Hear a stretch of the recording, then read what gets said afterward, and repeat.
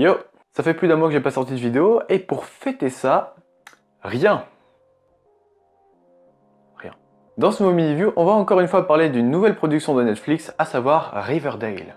Adapté des personnages de l'univers Archie Comics, Riverdale est une série américaine produite par Netflix, diffusée depuis le 26 janvier 2017 et créée par Roberto Aguirre Sacasa. Synopsis. Sous ses airs de petite ville tranquille, Riverdale cache en réalité de sombres secrets. Alors qu'une nouvelle année scolaire débute, le jeune Archie Andrews et ses amis Betty, Jughead et Kevin voient leur quotidien bouleversé par la mort mystérieuse de Jason Blossom, un de leurs camarades de lycée. Alors que les secrets des uns et des autres menacent de remonter à la surface et que la belle Veronica fraîchement débarquée de New York fait une arrivée remarquée en ville, plus rien ne sera jamais comme avant à Riverdale. Pour donner mon avis vite fait, franchement c'est bof, hein. C'est pas top. J'en attendais pas grand chose, mais venant de Netflix, je suis un peu déçu quand même. Mais on va rentrer plus dans les détails. Bon, pour commencer le premier épisode, franchement, ça passe. Ça pose déjà les personnages, l'intrigue, comme à peu près l'intégralité des séries du monde. Et je pense qu'à mon avis, ces deux trucs sont les problèmes de la série. Malheureusement. Un bon point positif, j'ai beaucoup aimé l'esthétique des couleurs qu'on peut notamment voir sur les affiches de promotion, ainsi que dans le bar de Pop, un bar où les protagonistes se retrouvent pour discuter, de parler, etc. Donc on a l'occasion de souvent voir ce genre de couleurs, à savoir des couleurs un peu flashy mêlées à une ambiance assez sombre. Franchement ça rend super bien.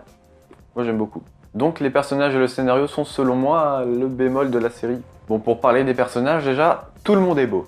Vraiment, c'est n'importe quoi. Tout le monde, les vieux, les mecs pas populaires, les mecs populaires, les profs, n'importe qui, il est beau. C'est très cohérent. Mais encore ça, tu peux te dire, bon, c'est pas grand chose, tu vois, tu te dis, ouais bon, ok, ils sont tous beaux, voilà. Ça te dérange pas plus que ça en fait. On se rend compte au fur et à mesure de la série que tout le monde est dans la merde. Sauf le mec qu'on suit. En fait, on suit le seul mec qui a pas de problème.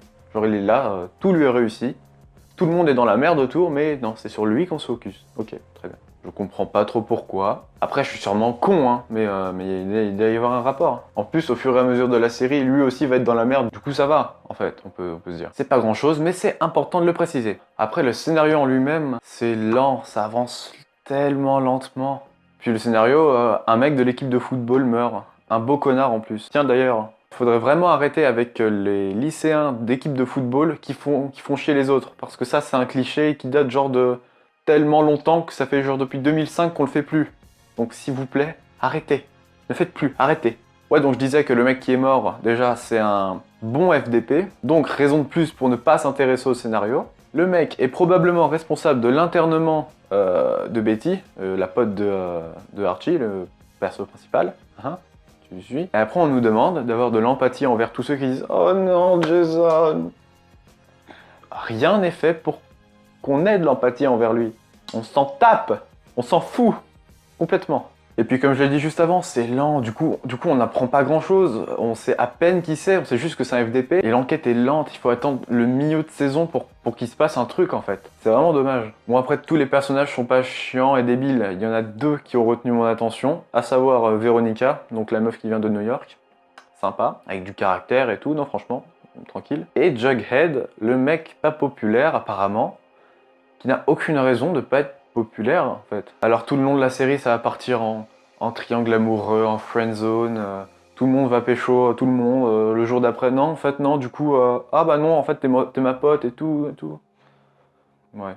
Et les musiques sont banales.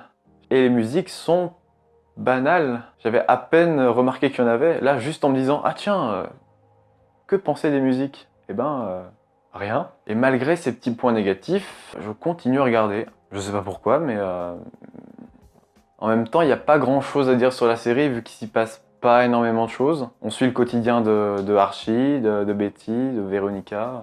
C'est un espèce de slice of life slash roman policier en série quoi. Pas trop ma cam. Pas trop ma cam. Sur ce, alimentez votre overdose de série et regardez Riverdale si vous avez pas grand chose d'autre à faire. Salut!